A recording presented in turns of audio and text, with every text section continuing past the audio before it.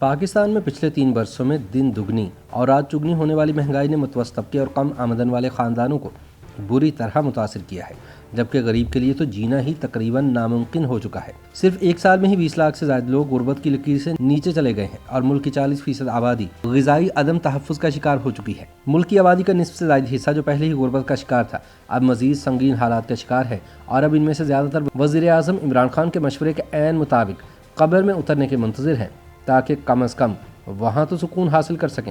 خیال رہے کہ ادارہ شماریات کے مطابق گزشتہ ایک سال میں آٹے کی قیمت میں 20% اضافہ ہوا، جبکہ کوکنگ آئل کی قیمت 38% بڑھی، بجلی 22%، گیس سلنڈر 50% اور پیٹرول کی قیمت تو ہر 2 ہفتے بعد بڑھائی جا رہی ہے۔ پہلے 1 سال بعد بجٹ آتا تھا، لیکن اب ہر مہینے منی بجٹ لایا جاتا ہے اور اشیاء خوردونوش کی قیمتوں میں مزید اضافہ کر دیا جاتا ہے۔ وزیر اعظم عمران خان کے دور اقتدار کے دوران اب یہ بھی ایک وتیرہ بن چکا ہے کہ پہلے بجلی مہنگی ہوتی ہے، پھر 2 دن بعد پیٹرول مہنگا ہو جاتا ہے۔ پاکستان میں مہنگائی کی حالیہ لہر نے ملک کے ہر طبقے کو متاثر کیا ہے، مگر متوسط طبقے اور کم آمدنی والے خاندان سب سے زیادہ مشکلات میں گھرے نظر آتے ہیں۔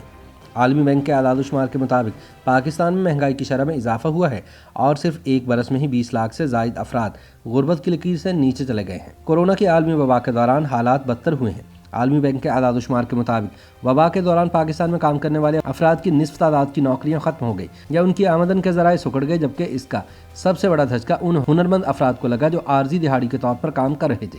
مہنگائی نے سب سے زیادہ عام آدمی کے دسترخوان کو متاثر کیا ہے۔ جو لوگ پہلے ہفتے میں 2 دن گھر پر مرغی کا گوشت پکا لیا کرتے تھے، وہ بھی اب دال سبزی پکا کر گزارا کر رہے ہیں۔ بڑا مسئلہ یہ ہے کہ پاکستان میں عام خاندان اپنی آمدنی کا نصف سے زیادہ حصہ کھانے پینے اور بجلی گیس کے بلوں پر خرچ کرنے پر مجبور ہے۔ گزشتہ برس ستمبر میں اگر ایک خاندان کی کل آمدن 50,000 روپے ماہانہ تھی تو اشیاء خوردونوش اور بلوں کے بعد رہائش، تعلیم، علاج، معالجہ وغیرہ اور باقی خرچوں کے لیے بمشکل 20,000 روپے ہی بچتے تھے۔ ماہرین کے مطابق مہنگائی 9% کے سرکاری اعداد و شمار سے کہیں زیادہ ہے، لیکن اگر سرکاری اعداد و شمار کو درست مان لیں تو 50,000 کی آمدن تقریباً 40,000 کے برابر رہ جاتی ہے۔ یعنی کھانے پینے اور بلوں کی ادائیگی کے بعد سے ایسے خاندان کے پاس 17 سے 18,000 روپے بچتے ہیں، تو اس رقم میں سے رہائش، تعلیم اور علاج معالجہ کیسے ممکن ہے؟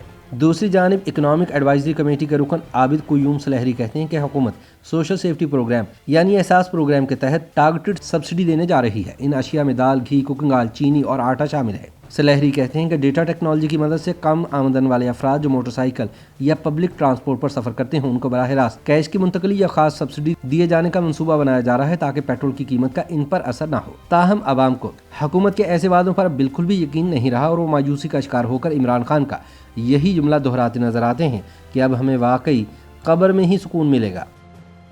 YouTube پر گوگلی نیوز دیکھنے کے لیے youtube.com کی سرچ بار میں googly news T V type کریں۔ گوگلی نیوز کے پیج پر سرخ رنگ کے سبسکرپشن والے بٹن پر کلک کرنا نہ بھولیے۔ YouTube پیج پر اپلوڈ ہونے والی ویڈیوز سے باخبر رہنے کے لیے بیل آئیکن پر کلک کیجیے۔ آپ کو ہر نئی ویڈیو کے بارے میں نوٹیفیکیشن موصول ہو جائے گا۔